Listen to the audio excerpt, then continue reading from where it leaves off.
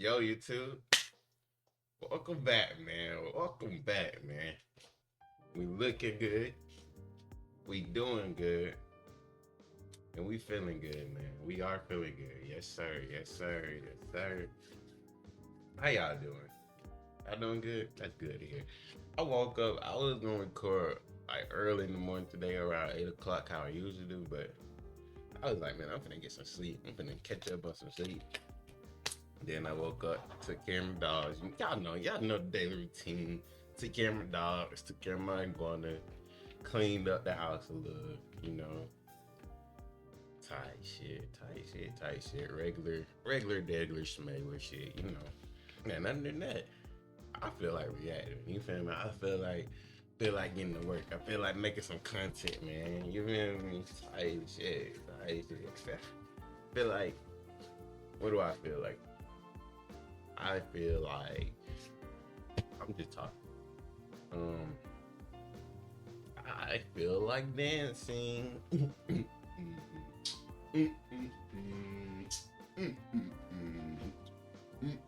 Anyways, today we are reacting to simple mistakes that changed history forever. I seen this video. I was scrolling on YouTube at work yesterday, and I came across the video. I was like, this will be an amazing video to react to. You know, we ain't did no video like this before on our channel, so you feel me? It's an avenue opening up. You know, it's just another avenue opening up for something. You feel me? For variety content on our channel, so we not just, you know, stand in a box. You know, Star Wars, superheroes, hell, you feel me? We gonna react to a little more. We ain't gonna, you feel? We ain't gonna be everywhere though. We ain't gonna be everywhere though, cause that's how you get too spread thin and you start doing shit that you really don't even enjoy doing. You know. So we ain't even gonna start there. Today, I already introduced the video. Uh, uh, uh, Crazy mistakes that changed history forever. The Titanic dismissing iceberg warnings. In the evening hours of April 14th, 1912, the Titanic was hold on, y'all. Hold on. just reaching the midpoint on its voyage to New York City. And as we all know, the Titanic never made it. All of this is relatively common knowledge. But what's not commonly known is the fact that these icebergs were not out of nowhere. The Titanic's crew specifically received warnings from other ships in the area about a potentially dangerous iceberg field. Shit, it's not even... Bro, what do I tell y'all about that? Y'all just gonna sit there and just watch the video not in full screen? Y'all ain't gonna say shit? What have I told y'all about that? What have I told y'all about that? Nah, come here. What had I told you? And the Titanic not only received but acknowledged these warnings. However, the tragedy still happened. And the reason why is likely one of the biggest mistakes ever in maritime history. Now, let's zoom in on exactly what led up to this fateful event and the mistakes that unfortunately caused it. One thing that's important to note is that the Titanic was not alone on its voyage. It wasn't necessarily surrounded by ships, but in a roughly 250-mile radius, there was 9 other ships making the same voyage across the North Atlantic, heading in both directions, both east and west, in what is known as shipping lanes, basically imaginary roads in the water. Some of the ships that were slightly further ahead than the Titanic all made comments about a large ice field that was directly in the path of these ships, meaning that action was required to actively avoid this ice field. These communications between ships were known as the Marconi messages, and these messages gave explicit information about where these icebergs were, how large they were, and how dangerous they could potentially be to a ship. In the captain's own journal that was kept in the black box on the ship, he even wrote down that he had been seeing extremely large icebergs and that the conditions outside were ideal for ice formations. Although, with all of these notes being made, he had one note that he underlined in his journal that stated, quote, no reduction of speed. Meaning that even though the captain was fully aware... Oh, so this was just an idiot. The captain was just an idiot. Cause why wouldn't you reduce the speed? Because why wouldn't you reduce it? Why wouldn't you take measures to not crash, you know? Ooh, I know it sounds crazy, but using your brain, like, you feel me? Because you did all this deduction. You was like, nah, don't reduce the speed. What? Nigga, it gotta be like a co-captain. You feel me? It gotta be somebody else. Because one person shouldn't make the decision of whether, you feel me, like a decision this big to whether it's a life or death decision, it shouldn't be made by just one person. Even it shouldn't be made by just one person. He should have had a group of people around him who sat there and deducted it. You feel me? It shouldn't just been him though, because look what the conclusion he came up to, and look what happened.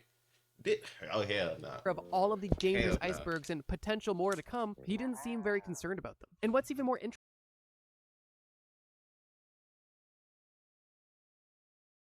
is the plethora of theories on why the captain never slowed down, which is an obvious question that most would ask. If you know that you're heading towards a dangerous area in the water, why would you maintain such a high speed? And one of the most popular theories is that the person running the White Star Company, the company that owned the Titanic and other ships, intentionally withheld information from the captain to ensure that he didn't slow down speeds so that the Titanic would make it to New York on time, maintaining the company's reputation. However, I'm sure you can already see the irony. Regardless, at 11:39 p.m., the captain goes to bed and leaves his senior officers in place. And only shortly after that, one of the lookouts in the crow's nest spots a giant iceberg directly ahead. And by the time it's spotted, it's already almost too late. The ship is moving too fast, and while the ship did in its last moments slightly steer out of the way of the iceberg, this turn could have actually made things worse. Because now, the ship wasn't heading directly into the iceberg was going to be scraping along the side of the Titanic, essentially ripping it apart. Over 1,500 people lost their lives, and the Titanic became a legend of tragedy.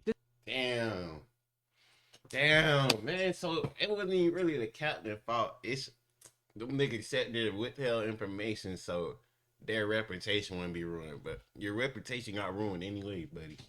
This isn't to say that if the Titanic had reduced its speed, it would have guaranteed not to sink. Although many experts believe that maintaining a high speed with such dangerous conditions approaching was definitely an oversight and a fatal mistake that likely caused the Titanic to sink. As I'm not gonna lie, boy, it's hot as shit. I'm finna be in my drawers for this reaction. No cap. You feel me? That's why you feel I had to. Y'all didn't need to know that. There's too much information. Sure, you already know by now, this video is full of things that are true. But what else is true is that finding a doctor doesn't need to be so hard. And with ZocDoc, today's video sponsor, it's easy. ZocDoc is a free website where you can search and compare high-quality in-network doctors, choose the right one for your needs, and click to book instantly. We're talking about in-network appointments with more than 100,000 healthcare providers across nearly every specialty, from mental health to dental health, eye care, skincare, and much more. You can filter for doctors that take your insurance, are located nearby, who are a good fit for your medical needs that you may have, and who are highly rated by verified patients. You can also see their actual appointment openings to choose a time that works best for you and instantly click to book it. Plus, ZocDoc appointments happen fast, typically within just 24 to 72 hours of booking. And in some cases, you can even score same-day appointments. And the best part is, you don't even have to talk to anyone. Just click and book. So stop putting off doctor's appointments and go to ZocDoc.com/TrustBureau. Also linked for sponsor. For context, it would be dropped helmet down.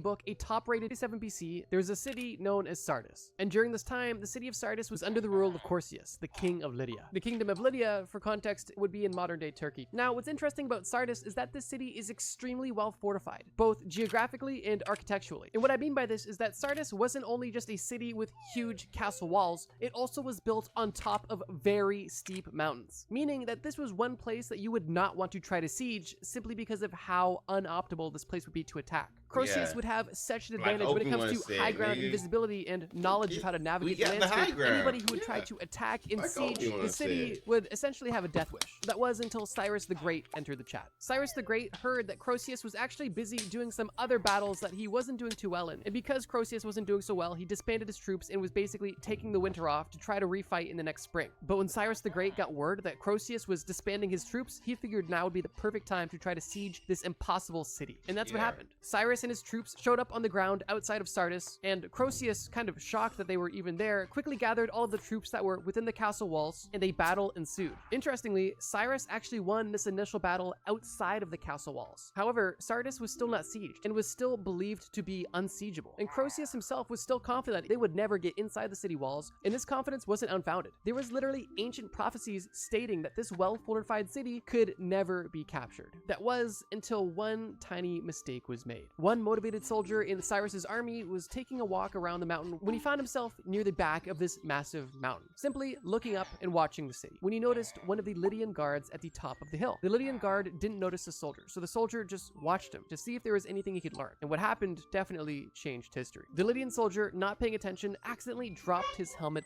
down the hill, and because he didn't know that he was being watched, he went ahead and retrieved his helmet. But as he retrieved his helmet, he inadvertently exposed the only vulnerable position of of the entire city. And after this Persian soldier watched this Lydian soldier go from the city of Sardis down to gather his helmet and then back up almost effortlessly, he knew he had some crazy intel. And later, So it was quite literally because a dumbass dropped his helmet. So it's a whole city got sieged because one dumbass nigga dropped his helmet. Oh, I'm mad as fuck. If I'm the king of this nigga, I'm mad as fuck, and I'm executing everybody before this shit gets sieged. Yeah, yeah. Shit, that's how we going. That's how we going. Yeah, I'm fucked up. Yeah, I'm fucked up. Hey, if I'm going down, everybody else going down with me. I ain't going down by myself, my nigga. Hey. Hey, I'm fucked up, man. that night, that same Persian soldier went back to the same location, tried to retrace the steps of that Lydian soldier that he saw, which he was able to do successfully. He shared this information with his army, and the rest is history. With their golden ticket into Sardis, Cyrus and his men laid siege to Sardis for 14 days, eventually capturing it. And it was with this siege that the Persian Empire grew stronger. And I guess it goes to show, no matter how fortified you think you are, never expose your back door. Hitler sleeping in on D-Day. June 6, 1944 signifies a massive win for the Allied powers in World War II. American, Canadian, and British forces were able to storm the beaches of Nazi-occupied Normandy in France, giving them the leverage to truly sink their teeth into the Axis powers, allowing them to... I remember, like, I want to say around, like, 10th through 11th grade, when I was learning this shit in high school, I was really interested in shit. Like, I actually know a lot about this shit.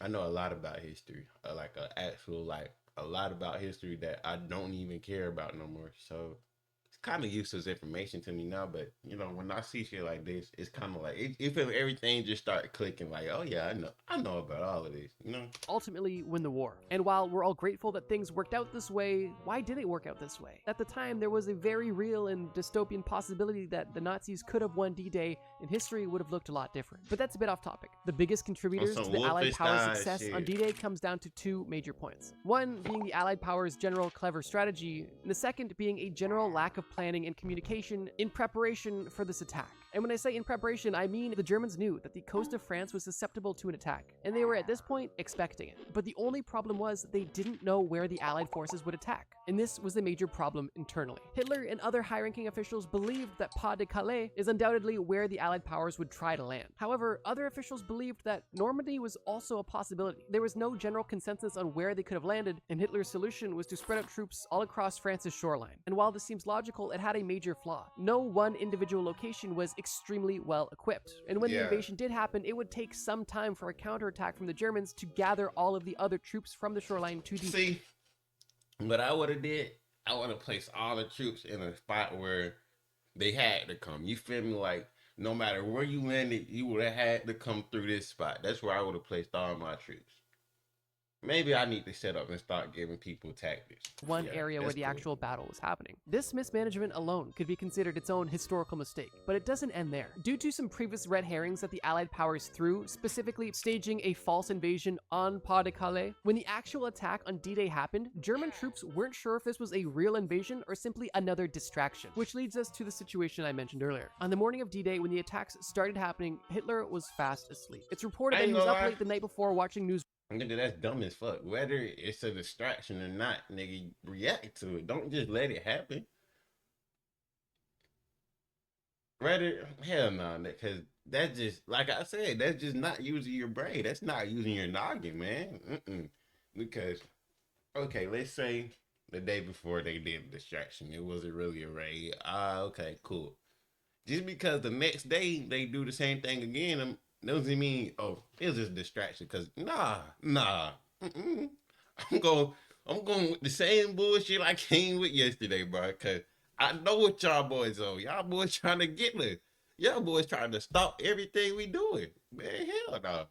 Man, these are the Nazis on Health and Trades. And fell asleep around 3 a.m. Now, interestingly, because the high-ranking officials did not believe that the attack on Normandy was not the major attack that they saw coming, they decided that it was not worth waking up Hitler, and they decided they would allow him to wake up, and then they would figure out what to do next. However, that window from the storming of Normandy to when Hitler woke up and began to make counterattack plans, significant progress was already made by the Allied powers, leaving Germany in a really bad spot. Now, this doesn't mean that the Allied powers had no resistance. The Allied powers had to fight against extreme extreme resistance and saw countless tragedies during this battle, with one of the biggest reasons being the Germans fought like hell because it was very well known among the high-ranking Nazi officials that if the Allied powers were able to successfully storm the beaches, they would have at that point won the war. So even though the Germans were unprepared for this battle, they still fought as hard as they could because they knew that this battle would likely be... See, even that doesn't make sense. Like, I know, I'm sorry, I'm pausing a lot because of this shit.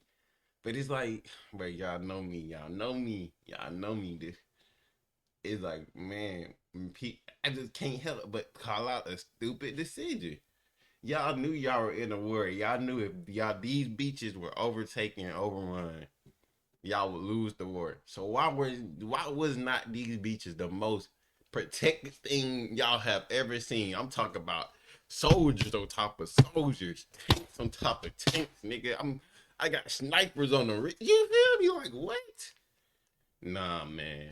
They wasn't trying to win for real. They wasn't trying to win for real. Wasn't far from the truth. Hitler spread his troops way too thin, tried to keep too tight of a grip on the entire operation. His high-ranking officials didn't take the attack on Normandy seriously and didn't wake him up, and for that reason, Hitler slept in until 10 a.m., 3.5 hours after the massive naval and aerial bombardment started to take place on French soil. And I think it's important to note that while this was a mistake on Hitler's part, this mistake gave the Allied powers a lot of leverage, and the impact this had on history was net positive, so sometimes mistakes can be good, if they're made by bad people. This video in total could have been 10 hours long with all of the insane historical mistakes, and while I can't make a 10-hour long video, I can make this video, and if you guys really like this video, I can make a part 2. So if you guys are interested in seeing even more, please let me know in the comments below by either commenting part...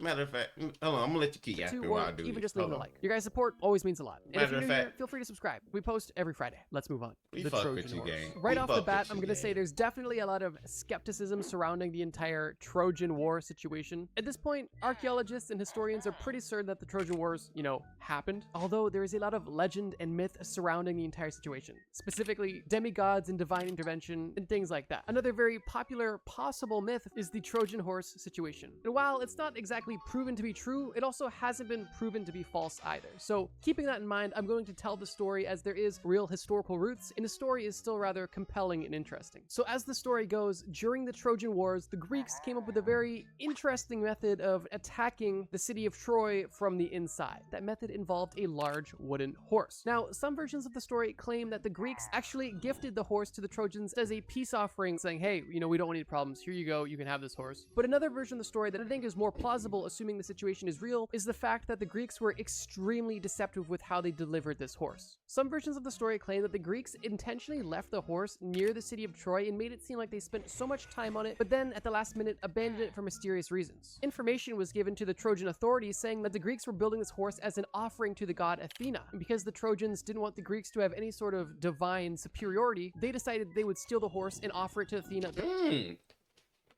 Me personally,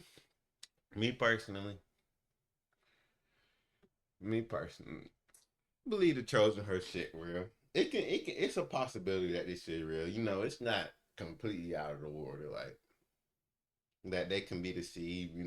They set their left for president at the you feel me? Because think about it. Like nigga, you're a soldier. You're not thinking it's thousands of soldiers in this fucking wooden fucking statue horse. Wooden horse statue. You're not thinking that. And then I'm pretty sure they sat in there until nighttime, and then that's when they came and killed all of them, when they all were asleep and shit. So it was just a really good plan. That's all. Them boys got duped. That's a fun word. Then getting the preference from the gods. I'm sorry. I be too happy sometimes. Both stories are right out there, but I do believe that them stealing it for their own gain is a lot more likely than them accepting a massive questionable gift from their enemy at the time. Regardless, once this wooden horse was within Trojan walls, the hidden Greek soldiers inside waited until nightfall, slowly and quietly exited the horse and began killing the guards. They then opened the gates into Troy and allowed all hell to break loose. And while I'm keeping this one a bit short, simply because there is very murky facts associated with it, the city of Troy did exist, it did fall, and the Trojan Wars were a thing. The exact details on the ongoings are interesting. And while the story of the Trojan horse is more or less at this point considered legend, with possible historical historical roots, it's definitely not confirmed. And while it's hard to say that that situation that maybe didn't happen changed history forever, I still think it was worth mentioning. Because whether the situation happened or not, we still learned a valuable lesson from this legend. Yeah. The Bay of Pigs time zone confusion. The Bay of Pigs invasion was a failed military operation by the USA on Cuba during a time when Fidel Castro was gaining a lot of power within Cuba and getting really friendly with the Soviet Union, and America did not like it whatsoever. The US president at the time, John F. Kennedy, decided that his best course of action was to secretly try to overthrow Fidel Castro, but in a way that left him some plausible deniability. And that alone is kind of a mistake on his part, because him being half in, half out definitely was a major contributing factor in the Bay of Pigs invasion failing, but it's not what I want to focus on this point, because I think there's an even smaller and even more hilarious mistake that took place during this already failed operation. There's a lot of nuance to the situation, but for a bit of additional context, when John F. Kennedy was running for president, he was running on a very anti-communist sentiment. And after he got into power, when there was a neighbor south of the American border who was very communist, he had to do something about it. But there was an issue. Cuba was getting close with the Soviet Union, and this was during the Cold War, so Kennedy did not want to rub the Soviet Union the wrong way. But at the same time, if Kennedy did nothing about Cuba just becoming this communist society, he was going to look passive to the people that voted for him to help eliminate communism, which is why he decided to be a bit sneaky. And by sneaky, I mean he literally assembled an army specifically of Cuban refugees in America. And he even went as far as painting an American B-26 bomber to look like it was Cuban, so that when it was bombing Cuba, it wouldn't look like America was involved whatsoever. Although the bomber was almost instantly known to be American as soon as it was seen flying over Cuba, which is kind of what exposed the entire situation, but we'll get into that. The ultimate goal from the American... I don't know. This sounds like some pussy shit. And this sounds like John F. Kennedy got peer pressure by people who really didn't know what they was talking about. You know? Because this shit got him assassinated. This shit ended up getting him assassinated. They did not like that he did this shit. perspective was to simply invade the Bay of Pigs, build a small base in that area, and through the successful landing of troops in the Bay of Pigs, through the power of that army and through the power of locals now feeling emboldened to rise up against this communist government, they would easily be able to overthrow the government, kill Castro, and have a new capitalistic society installed in Cuba once again. But there was a few problems. One, the American forces, more specifically Cuban refugees fighting on America's behalf, did not have proper support for reasons we'll get into. And also, the government actually underestimated how popular Fidel Castro actually was. The invasion started with a bombing raid from American planes. The thing about America, they think everybody wants to be American. Americans don't even want to be Americans. You nigga, like, what are you talking about? Like, I'm not saying communism was right, but hey, I mean, if you think about it, communism, if done right, it's not that bad. If you know what communism is everything is shared equally amongst everybody. So it's no, like, it's no age gap or nothing like that. You feel me? A wage gap, I meant to say wage gap, or what's the word I'm looking for? You know, what do they call them? What do they call y'all? What do they call them people? You know, high-end people. What, I forgot. I'm looking for a certain word, but when it comes to my mind, I'll say it. With communism, there's no such thing as being better or having more money or doing better than someone else, because nigga, everything is shared. Food, money, you feel me? Everything is shared. So communism, if done right, is not bad. It's the reason why Russia has been going strong for years. You feel me? And from my knowledge, you really don't hear no complaints for no Russian about Russia being bad. You hear how tough and strong and hard. You feel me? You hear how good soldiers they is. That's the most you hear about Russians, is how them niggas be having 1,000-yard stares, and you feel me? They some really good soldiers or whatever. Other than that, you really don't hear nothing bad about Russia, you know? On Cuban soil, and then the following day, troops were on the ground in the Bay of Pigs. However, at this time, the plan was relatively exposed due to that plane being poorly disguised and seen early. And because John F. Kennedy didn't want to catch the blame for having this entire invasion, he almost instantly withdrew all air support that was deemed crucial to the mission, basically leaving the troops that he had just sent there to die. He withdrew the support to have plausible deniability that, oh, I didn't want that going on, but in reality, that's exactly what he wanted. And all he did was just ensure the failure of that invasion. And due to the lack of support, the invasion only lasted 3 days, and the Cuban forces from America were either killed or surrendered. Now, this is where time zones actually come into play, because during this situation, And then y'all wonder why niggas don't fuck with y'all, America. Like, how y'all gonna send Cuban refugees to? Oh man, yeah.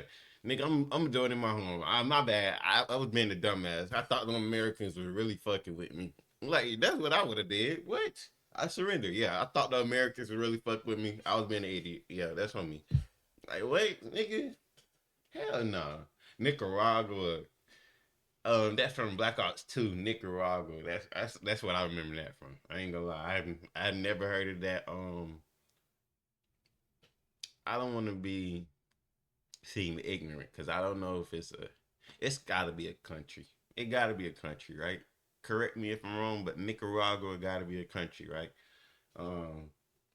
But yeah, I have never heard of Nicaragua besides from Black Ops 2. So as a last-ditch effort, a bombing plane was actually sent to Nicaragua to help provide support. However, Nicaragua is in a different time zone than Cuba, but the bomber jet pilots did not take this into consideration. So when there was plans for the bomber jet pilot to be accompanied by fighter jets over Cuba, there was an hour difference between their plans. Meaning, in this last-ditch effort, this bomber plane was unescorted by fighter jets, leaving it extremely vulnerable, cutting that plan short too when the time actually came. And this sort of last-ditch effort failure was the nail in the coffin. And the backlash because of this failed Bay of Pigs invasion was the following. 1. Fidel Castro only grew stronger as a leader because in the eyes of the Cuban citizens, he had just defended the country from an attack from the American government, the biggest military machine in the world, making him look like an extremely strong and powerful leader. And besides making the citizens favor Fidel even more, this made Fidel favor the Soviet Union even more, which is why this situation was basically the catalyst for the Cuban Missile Crisis, which only happened a year later. So yeah, although there was military fighter pilots that were not able to remember time zones between Nicaragua and Cuba, leaving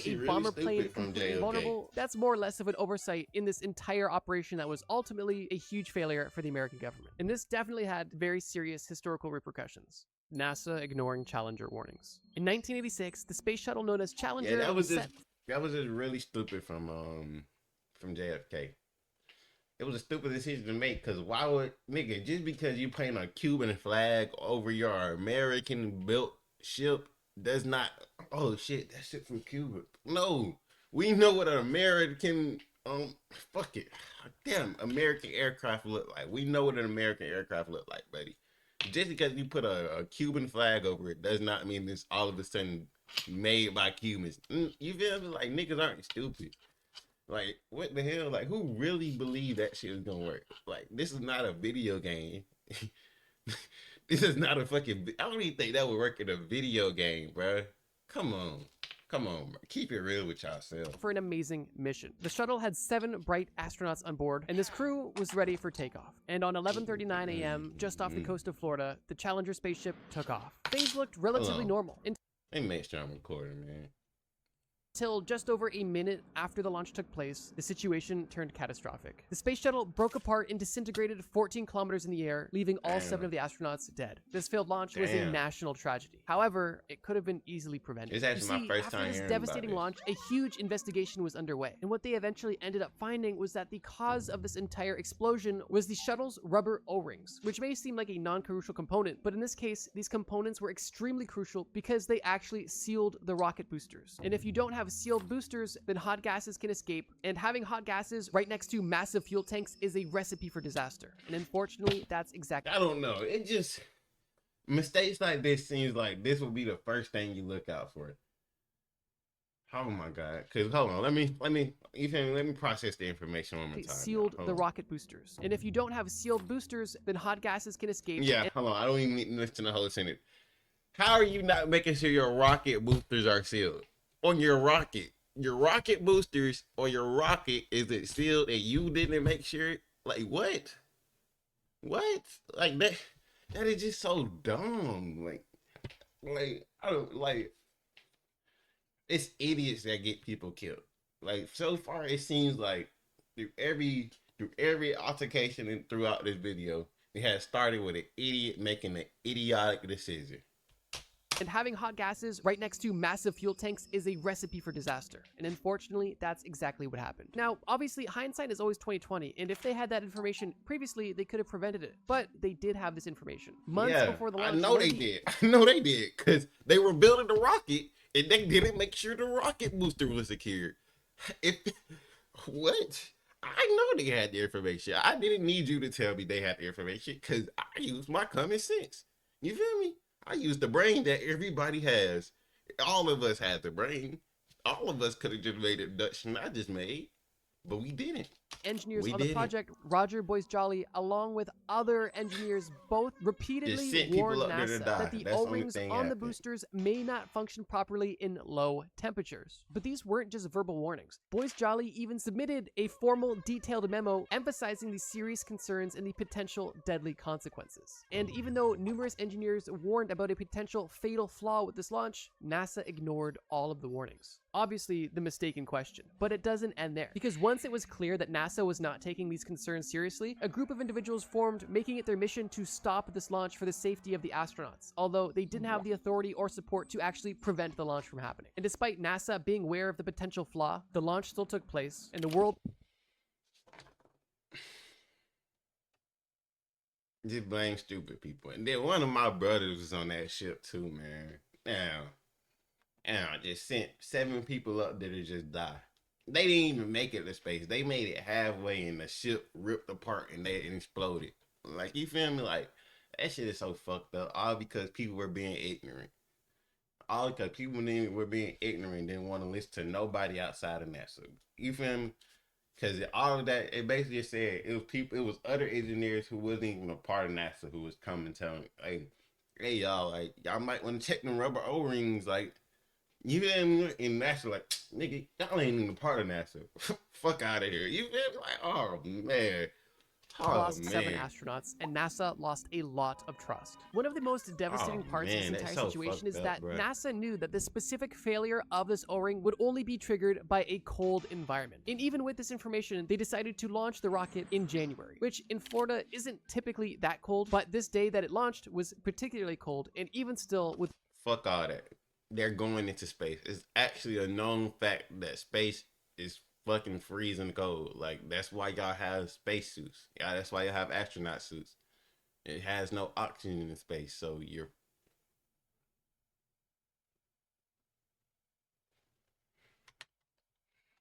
both of these factors, they still continued to launch on that day. When doing research for this section, I actually watched a video by Free Documentary on YouTube that has a full 50-minute breakdown on why this entire situation happened. And while I totally recommend going and watching that, and I'll even link that in the description, I wanted to quickly highlight the comments because there was a lot of people commenting on this video that had personal experiences that were honestly heartbreaking. One of which comes from Leslie, where she states that her father was actually one of the engineers. my father Bob Ebeling was the Ebeling. I'm sorry if I pronounced your name wrong. Was the first engineer who tried to stop the launch. We both worked at Morton Thiokol, and he told me the day before the launch that there was going to have a there was going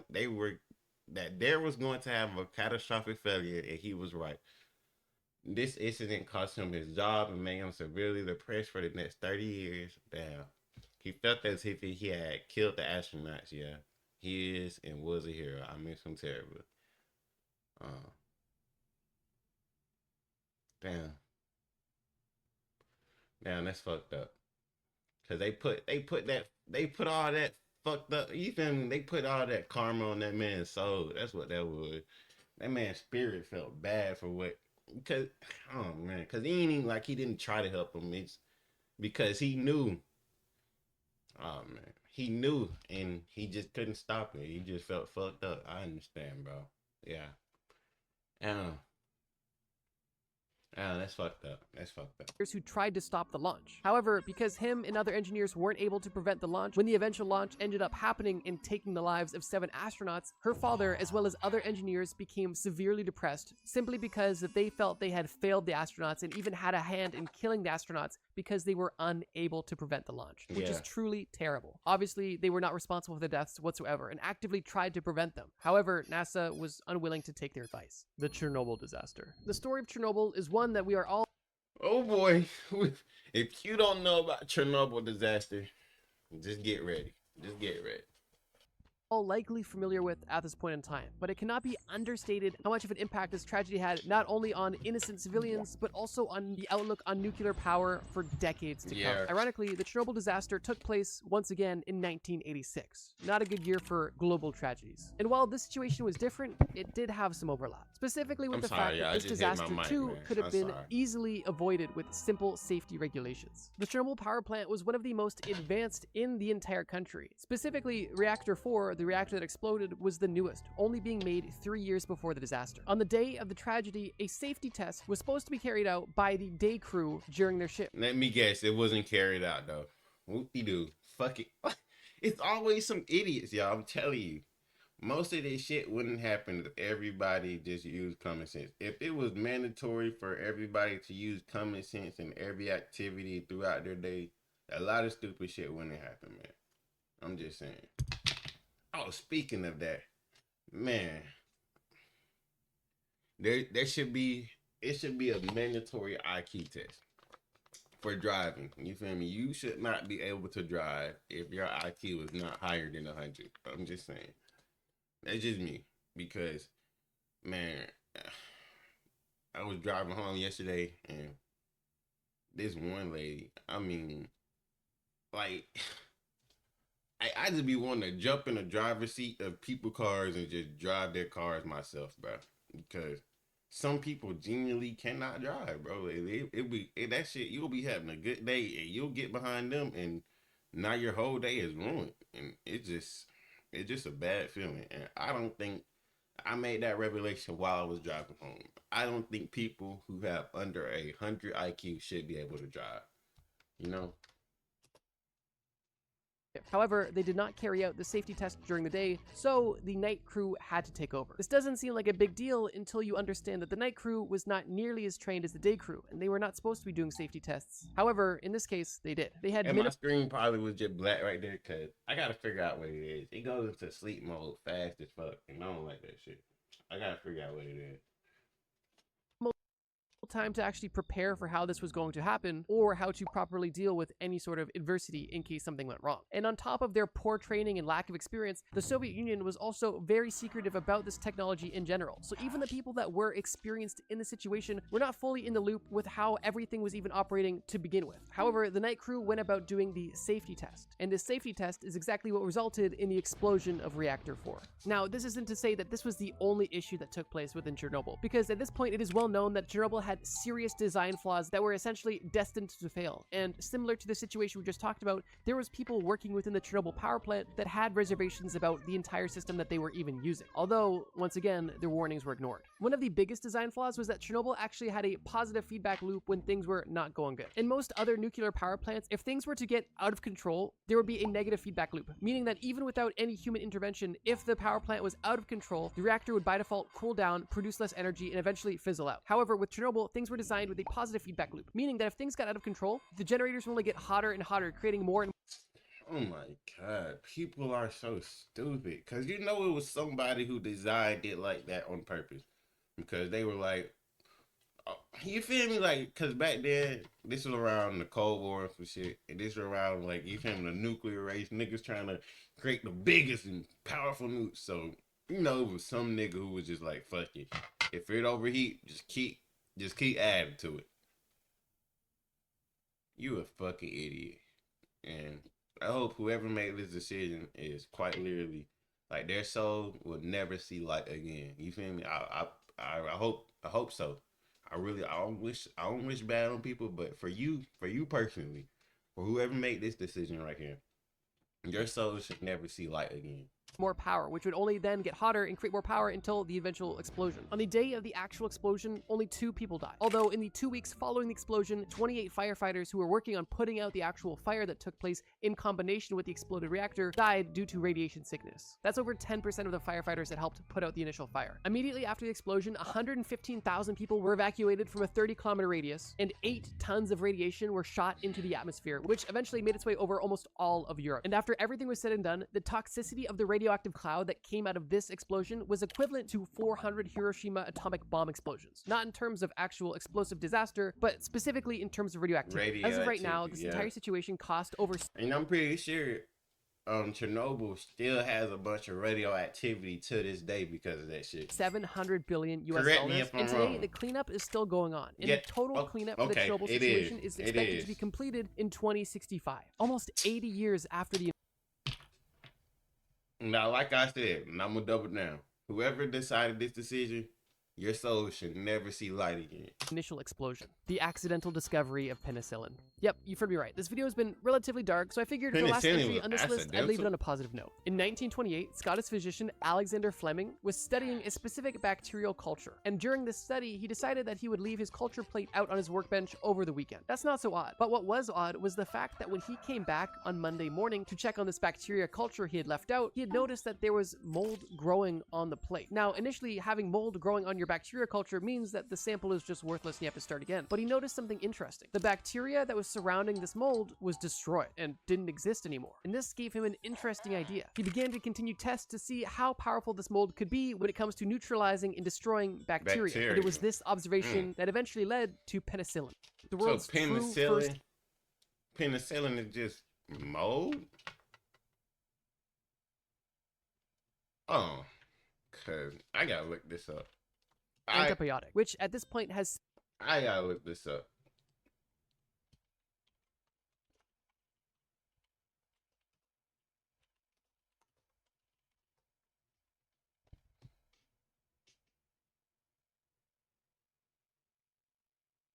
So yeah. Penicillin is just mold. Penicillium mold. Okay. Yeah, it's just mold. Huh. Damn, I didn't know that. It's an antibiotic. It's an antibiotic made from mold. Oh shit. I actually didn't know that. I really saved didn't know that. millions upon millions of lives. The mold is known as Penicillium notatum, and that little bit of mold just magically appearing on Fleming's don't worry culture about plate that, man. undoubtedly It be had a lying. massive Ain't nothing impact wrong with on that hard history drive, man. forever. And just goes to show, sometimes something you perceive as negative actually ends up being the best thing that could Don't possibly worry happen about to it. you. And just imagine what could have Ain't happened nothing if wrong with that hard Alexander drive, wasn't man. feeling so Ain't nothing wrong inquisitive with this that hard day and drive. just decided They're to lying to angrily you. throw out They're this lying culture to me. plate because it wasn't to his liking and had mold on it. History is truly wild. But what else is wild is that you're still watching this video and you haven't subscribed yet. If you are subscribed, Well, you are right, cause I would have threw it away. Mold, nigga, I ain't never even. Penicillin is like, I want to say penicillin is like for people who have high blood pressure or something. I don't know. I actually don't know. I've never been around anybody who used penicillin. Let's see, cause I don't like being ignorant. I don't like being wrong either. What is penicillin used for? We doing a lot of research. This fuck Trey. What is penicillin used to treat? Oh, I was just completely wrong. Duh, it just said it kills bacteria, Trey. It's used to retrieve material, strep throat, ear infection. So I wonder if penicillin is really an antibiotic for it. It might be. More than likely it is. Drugs.com. Okay. Well, that's enough. That's enough. Let's finish this video, guys. you're a true bro. And if you haven't yet, consider it. And like I said, if you want another video about the video already finished. I already subscribed. Y'all go subscribe to him. Hold on. Y'all go subscribe to my boy. My boy, trust me, bro. Amazing video. Came out 4 days ago. Amazing video. I love your commentary. I mean, it was actually really good. You feel me? It didn't feel like the video dragged along. Yeah, it was an amazing video. Amazing commentary. I actually am going to react to some more of you because that was actually a really good video. But other than that, I got 2 more reactions already planned. You know, I might do more. Depends on how, you know, the day goes. Yeah, y'all feel me. It depends on how the day goes. Y'all know shit be happening. Life goes on. It ain't affecting me too much. You feel me? So, yeah, I love y'all. Take care.